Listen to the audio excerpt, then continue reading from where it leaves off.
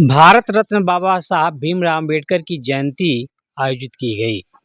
यह कार्यक्रम संत कबीर नगर के साथा विकास खंड क्षेत्र अंतर्गत रमुआपुर सरकारी में आयोजित की गई। मुख्य अतिथि के रूप में पहुंचे पूर्व विधायक श्री राम सोनकर।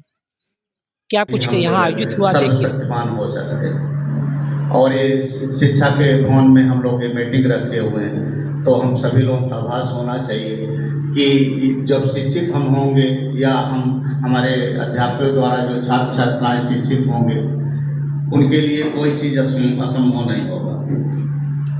तो हमें इस भावना से आगे हमें काम करना है।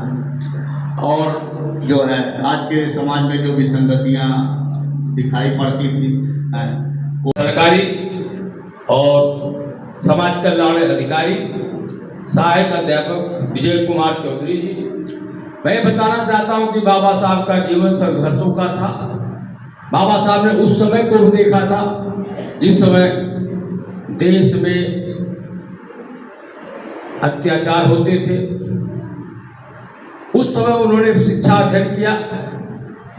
अध्ययन रहते हुए उनके दिल दिमाग में जो आया, उसके बाद उन्होंने जब संविधान लिखने का समय आया तो उन्होंने संविधान को लिखा।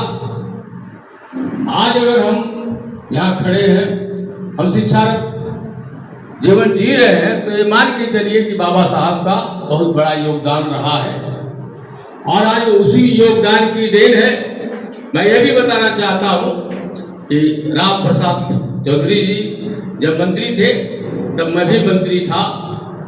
मैं पहली बार भारतीय जनता पार्टी का मऊ जनपद में 91 में मैं खाता खोला था और दूसरी बार 97 में जीता। 97 में संस्कृत मंत्री रहा, कल्चर मंत्री रहा हूँ और राम प्रसाद जी भी कैबिनेट मंत्री थे।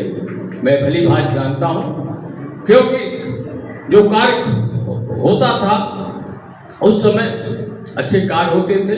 बाबा साहब ने कहा था कि शिक्षित बनो,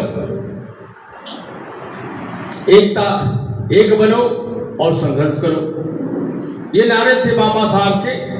आज वो नारा जो है कहीं न कहीं हर रूपों में साकार हो रहा है। अगर बाबा साहब की ही देन है कि आज हम लोग मंत्री और विधायक बन करके बैठे हैं। बाबा साहब का आशीर्वाद न होता तो मैं श्री राम सोनकर मंत्री विधायक न होता। शिक्षा भी प्राप्त नहीं हो पाती, शिक्षा भी करने में दिक्कत होती। उस समय जब बाबा साहब का जमाना था, उस समय शिक्षा लेने में भी लोग मना करते थे। स्कूलों में दाखिला तक नहीं होता था और लंबी लंबी बातें होती थी कि आदमी कुएं पे चढ़ गया तो पानी नहीं पीते थे। आज भी कहीं कहीं ये परिस्थितियाँ दिखाई देती हैं, लेकिन बाबा साहब ने इन परिस्थितियों को काफ़ी दूर किया है। आप आज यहाँ करके बड़े पदों पर IAS, IPS, PCS तक पहुँच जाते हैं तो माँ बाप का नाम तो कम होता है, लेकिन लड़के के नाम से माँ बाप को लोग तब जानना शुरू करते हो कि ऊंचाई बहुत हो जाती है। तो ये सब बाबा साहब की देन है। शिक्षा जगत में बाबा साहब ने सबको जगाया। आज शिक्षा जगत की ही बात है तो आज हमारे प्रधानमंत्री हो, चाहे मुख्यमंत्री हो, चाहे हम लोग हो, आज बाबा साहब के संविधानों के अनुसार ही आज तीसरी बार हमारे प्रधानमंत्री जी हैं, दूसरी बार माननीय मुख्यमंत्री हैं। आज सबका साथ सबका विकास चल रहा है। सबका अधिकार मिलना चाहिए। अगर अधिकार नहीं मिलता है तो फिर बाबा साहब के जो संविधान बनाए गए हैं उसका कहीं न कहीं घोर अपमान है। अब क्या है, हमें बनना क्या है, उस हिसाब से आप तैयारी करेंगे तो निश्चित रूप से आप आगे बढ़ेंगे। मैं ये बताना चाहता हूँ कि जब मैं हाई स्कूल उसमें मुझे बुलाया गया गेस्ट के रूप में, मैं गया तो मेरे गुरुजी बगल में रोना शुरू कर दिए। तो मैं पूछा गुरुजी क्या हो गया? कहा बेटा आज मैं बहुत खुश हूँ, आज मेरे खुशी के आंसू है कि मेरा पढ़ाया हुआ छात्र मेरे सामने मिनिस्टर बन के खड़ा है। आज मैं बहुत खुश हूँ।